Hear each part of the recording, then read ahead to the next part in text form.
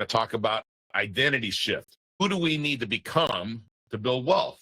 That might seem a little funny, but I always think of it this way. You don't rise to your goals, you fall to your identity, right? So if you think that you're not wealthy, then that's, you're not going to see your goals up here. If you really believe in your identity is scarcity, then you're going to have a hard time with these things. By the way, you're going to see in so many of these talks, there's some redundancy, and I think that that's okay, right?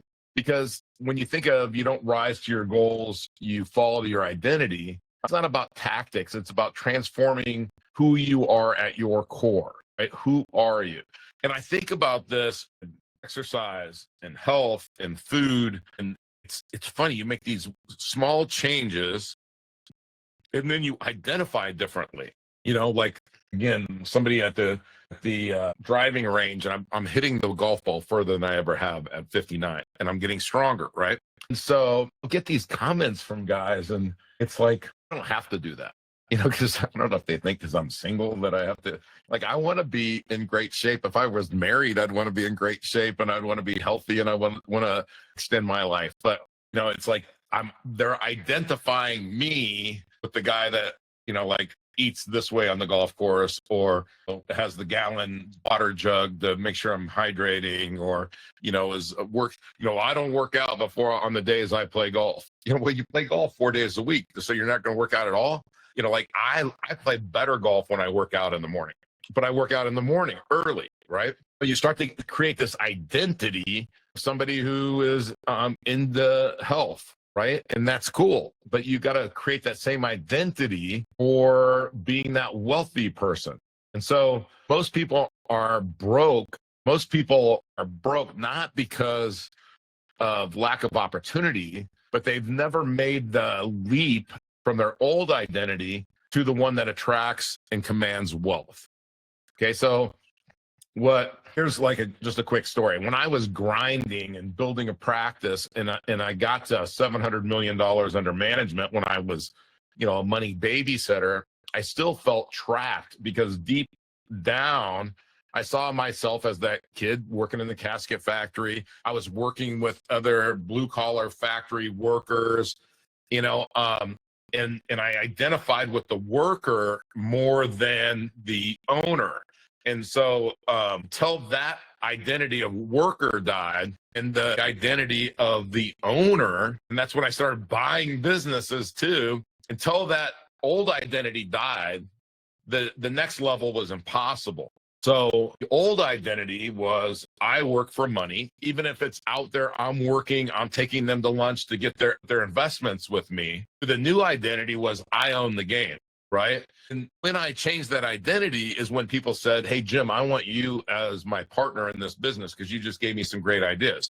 Now, remember, just to kind of recap, I was out working with so many different business owners. They would tell me all their problems and all their successes and all these things. I learned from all of them the different challenges and everything. So when somebody would, there's always patterns, right? Whether you're, a neurosurgeon or a welder, there's patterns in everybody's world.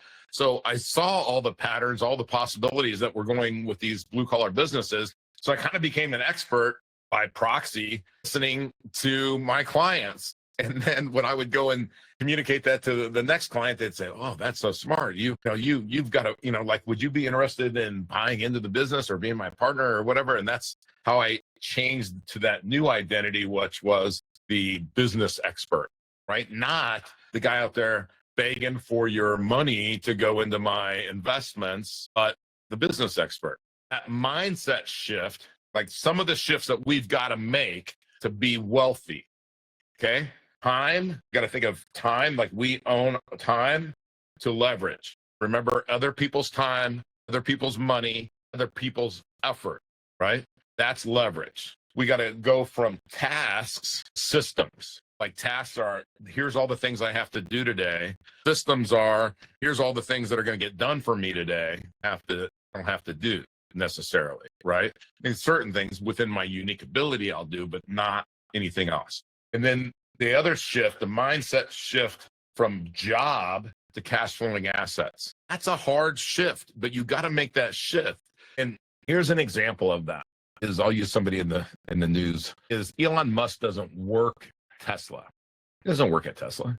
He controls equity, the narrative of the company, the strategic direction, even his time is leverage, right?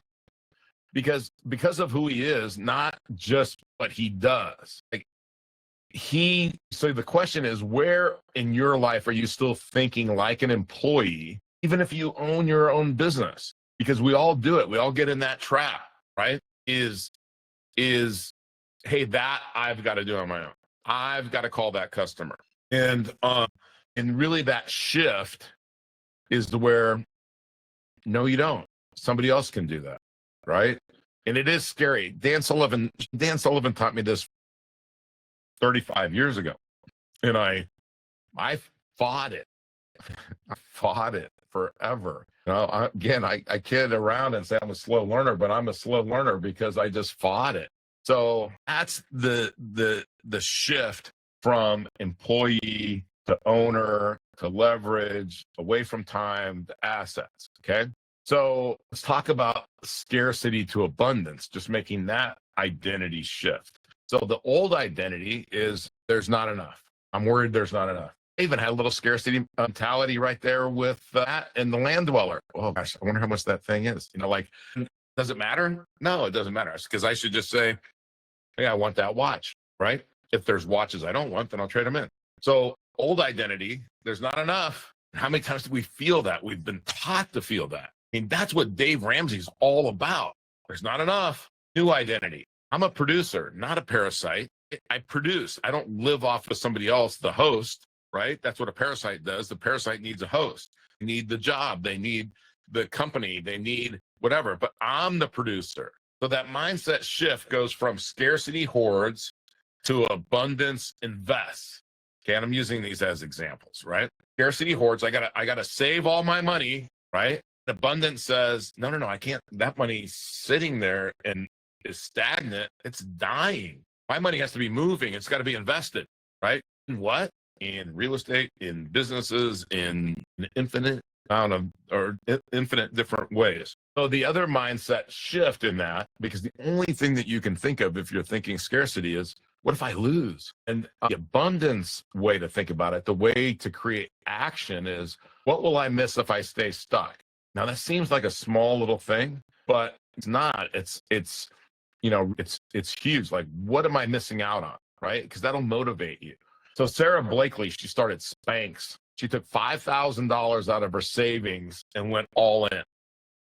Now, she didn't wait to feel safe. She bet on abundance and became a billionaire. I mean, Spanx is a billion dollar business, and what she's created beyond that. And we always are so enamored with the people that do this. Is there anybody in the world that wouldn't take $5,000 and turn it into $1 billion business if they could? Well, I mean, she did, right? Oh, here's the challenge question. Are you trying to save your way to wealth or create your way to it? There's no way to save your way to wealth. I know that's what we've been sold and told, but you have to create your way to wealth. I don't care if it's mobile home parks, create safe communities, create clean mobile home parks, whatever it is, like you got to create, right? Okay, so we go, remember the first shift is from worker to owner, and shift from scarcity to abundance. And the third shift is from security to freedom. Now, I remember when I was growing up and I was early in my business, I just wanted security. Freedom wasn't even like a thought. It was like I had gone from insecurity as a kid, right? Not knowing where food was coming from, shelter was coming from. I just wanted that. I just wanted the house in Palos Verdes, right? But would I have taken that house and had that slavery and not had that freedom?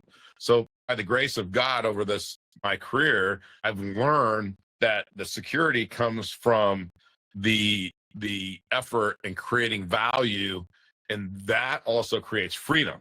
So the old identity this was for me, I just want to be safe. The new identity shift for me was I was built to be free. Free, that word freedom to me is huge. So here's the mindset shift. Stability is a lie sold by people who want to control you, right? Safety is a lie sold by people that want to control you. Real wealth means optionality, which the power to say no, like I'm not going to do that.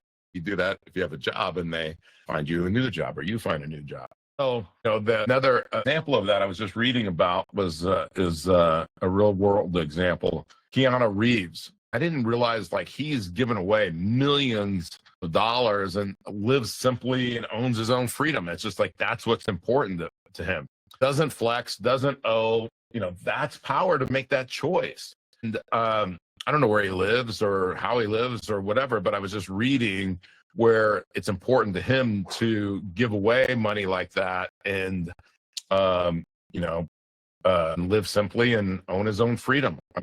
People that are living up in the middle of the woods somewhere, I mean, that's freedom, right? It's not something I want to do, but it's freedom. Would you rather be comfortable in chains or uncomfortable building your own kingdom? Whether it's in the middle of the woods in a shack, I mean, you're still free, right? All right, so the fourth shift is consumer to creator. We talked about that a little bit. The old identity is I buy what I'm sold. When I think of that, I think of a car, or sometimes I think a house, but maybe like clothes, whatever. New identity is I build value in print freedom, right? So I sold any car. I go to the dealership and tell them to order the car that I want. Like that's like I've decided what car I want before I go to the dealership. And in fact, I don't even go to the dealership. I make it bring it to me now because I don't like to go to the dealership. So that mindset shift that from consumer to creator is from dopamine, right? Like what's going to kind of give me that pleasure to dividends, from scrolling to solving, like solve a problem that everybody has. Like one of my favorite examples, recent person who's super successful is Alex Hormozy, who was broke, fat, insecure, until he started producing daily content about being healthy, building value, rewriting his story as the guy that helps others scale, right? Acquisitions.com. That's what he said. He built the game, right? That's totally his game. But he, if you read his books, and if you look at him now, he's in great shape. He's got plenty of money. He's got, all of these followers and this influence and everything else. And he's created all this value. But, he was broke, fat, and insecure. His words, not mine, right? But he decided that he wanted to be something else. He wanted to shift his identity. So when's the last time you created something people could consume or pay for or build on? Like what special things do you have that that you can create something that people can consume or want to pay for? Okay, so I know that's a big thing. That's like, to me, it's something to write down in a journal and to brainstorm and do mind dumps and vision boards, and it'll come to you. It's not going to come to you in 10 minutes. It's not going to come to you in 10 days, probably. If you do it every day it's just like working out. If it's make a little bit of progress, and then you'll change it, like I think about the stuff up here on my vision board right now. There's a few things on there that I need to erase that I've just decided that's not the direction. So that fifth and final shift today, okay, is from excuses to extreme ownership. The old identity of scarcity, not abundance, it's because of my childhood. It's because of the market. It's because of taxes. It's because of timing's bad. It's all of these excuses. The new identity is everything in my life is my fault. And that's my power. I own it all. Remember, I had an office manager that made a pretty big mistake and it cost the company like 10 grand, right? And she was in tears. She thought she was going to get fired. And I'm so sorry. I'll pay, this back. And there was no way she was going to pay that back. And I said, no, this is my fault because I didn't make clear to you and train you well enough to understand the objective and not to make that mistake, right? And when I did that, it was like you could see this relief from her, but she also was like dedicated to like, how do we create something to make up for that money within the company? But it's ultimately It's my responsibility. I take ownership of everything that happens in my companies, everything that happens in my life. So the mindset shift is stop outsourcing your power. And you outsource your power if you give somebody else that power to affect you one way or the other, whether you're successful or not successful, or what is the company making decisions if you're an employee, etc. And you start to audit every result that you have in your life, every single result.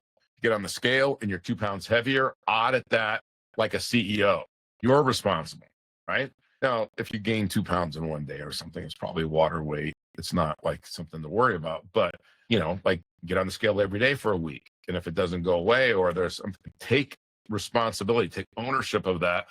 If you're not getting the results you want, I think of David Goggins when I think of this, right?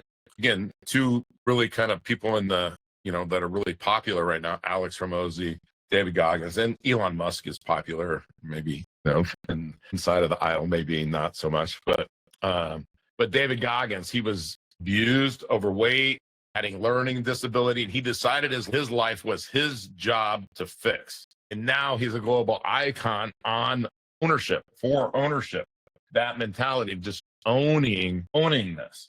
And how did he do it? Well, he, went through all of the elite military training courses that there are. I don't remember all the details, but, he took charge and took ownership of it and changed it. Obviously, he's not overweight. Obviously, he's overcome his learning disability, and he's not like caught up in his past and his trauma, right? And now he's this positive icon, right, for ownership. So here's the question. Where are you still letting people or your past hold the pen to your story, to your life story? Like, where are you letting people write your story? You get to write your story, not anyone else. And as sure as heck isn't your past, right? Is, again, one of my favorite quotes is, I've given up all hope of a better past. I mean, think about that. It's pretty simple, but pretty true, right? Like, why am I dwelling on that? I can't change it. Yesterday is gone. I can affect today and I can affect tomorrow. So wrapping up, here's 5 tactical hacks to install that new identity, right? For you, for us, is 1, affirm in action. Start by saying, I'm the kind of person who, then live that. I'm the kind of person that gets up every morning at 4:30 and goes and works out. And my granddaughter, Riley, for the last couple of weeks, that's what she's doing now. She's getting up at 4:30 and she goes and works out at 5 a.m. And so 3 weeks ago, she couldn't say, I'm the kind of person who gets up at 4:30 and goes and works out. Now she can say that, right? Now you got to live it. So that means, hey, this morning, I ate something that my stomach did not agree with. I did not want to get up at 4:30 this morning, but guess what? I did. Okay, so then the next thing is wear the uniform. And that means what I just said: dress, act, speak like you are your future self now. Live like your future self now. Okay, so like whatever you got to start doing. Hey, I'm in great shape, even if you're not in great shape yet. But I'm going to live my life like that. Wear the uniform. The third tactic is to kill the old scripts. Stop saying I'm bad with money or I just need to work harder. Burn that. Burn those negative thoughts. Burn those negative thinkings. And you got to change those with affirmations. Okay. Now, Rory McIlroy, a week and a day ago, won the Masters, the biggest golf tournament of the year, right? This bigger than the Super Bowl for golf, right? And he missed some putts. He chipped a ball in the water. He hit another ball in the water that was just from 125 yards. Pro golfers don't do that. He almost blew it, but he came back in the playoff hole and he made a great putt and he wins the tournament, right? In a playoff against Justin Rose. So they asked him, when you were making those bad shots, when you were having these problems, what did you do? He said, well, I have these affirmations written in the back of my yardage book. And a yardage book is something that all golfers, professional golfers, carry around. And it tells them just things they've learned about different courses over the years. So he puts in the back of his book these positive affirmations. So, of course, one reporter says, can you share some of those? And Rory, in a perfect answer, says, they're all the same corny ones that you've heard before. Right? They're all the ones that none of you guys are reading. Those are the ones I'm reading. Corny affirmations, right? Like in the Saturday Night Live guy, I'm good enough.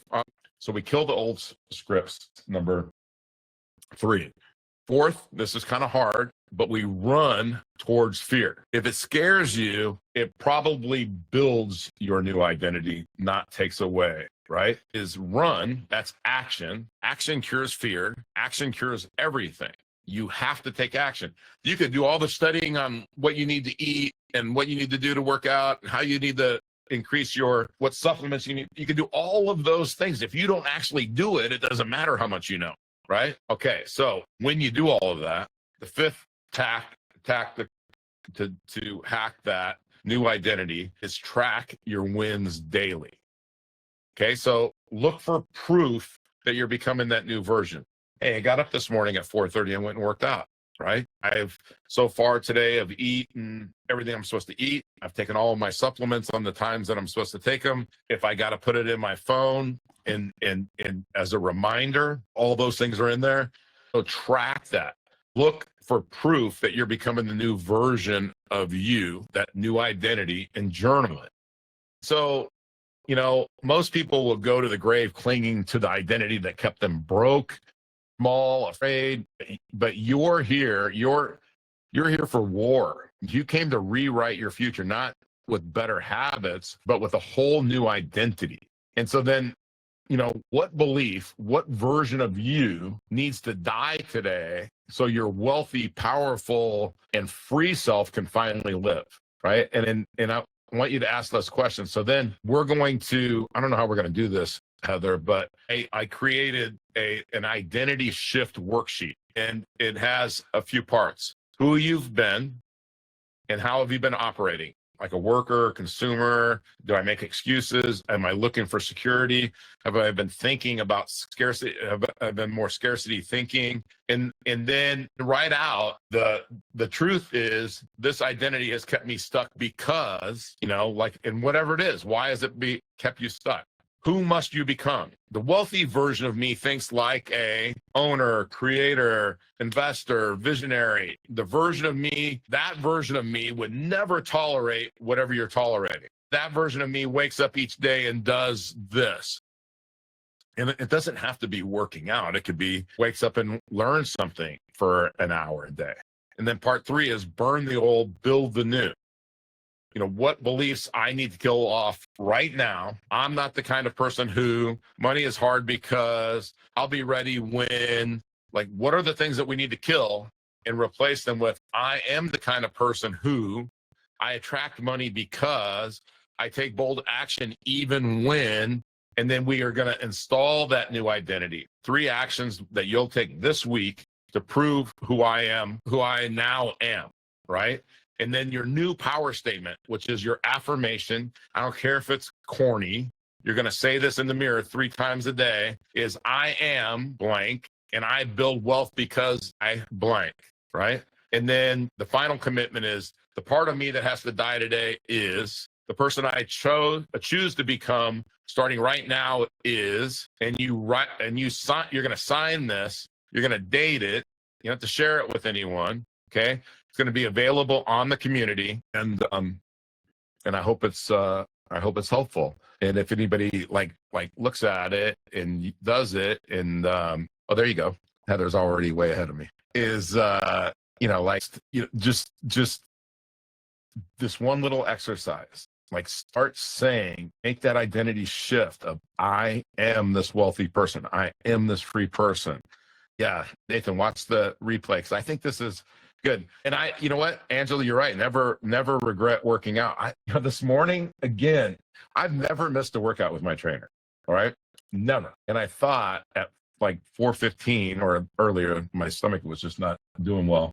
I thought, am I going to miss a workout? And I was like, no, I'm not going to miss a workout. I got in bed and I just prayed about it and just visualized my stomach being fine. And I was just like, I can get through this workout, even if it's not my best workout of my life. And guess what? It actually worked really hard. So, so Matt says, what's holding me back is excess busyness with trivial things that are more or less short term. Yeah. So Matt, here's a great book. Buy Back Your Time. Is what things can you have somebody else do, or that you don't need to do, or that you can automate, or that you can streamline or become more efficient at? Yeah, we can get busy. and that will keep us stuck. We have to get unbusy, and we've got to buy back our time. So anyway, I've gone really long today, but hopefully that was helpful. And yeah, Nathan, let me know what you think after watching the replay, and everybody the Google Doc with that for the shift, for the identity shift is there. And if you guys have any questions, email me or give me a message on the community, and I'd be happy to help encourage or evaluate or give you whatever to help you. So I appreciate you guys being on here as always. And we got to win Monday to win the week, right? So Godspeed, and I'll see you next week.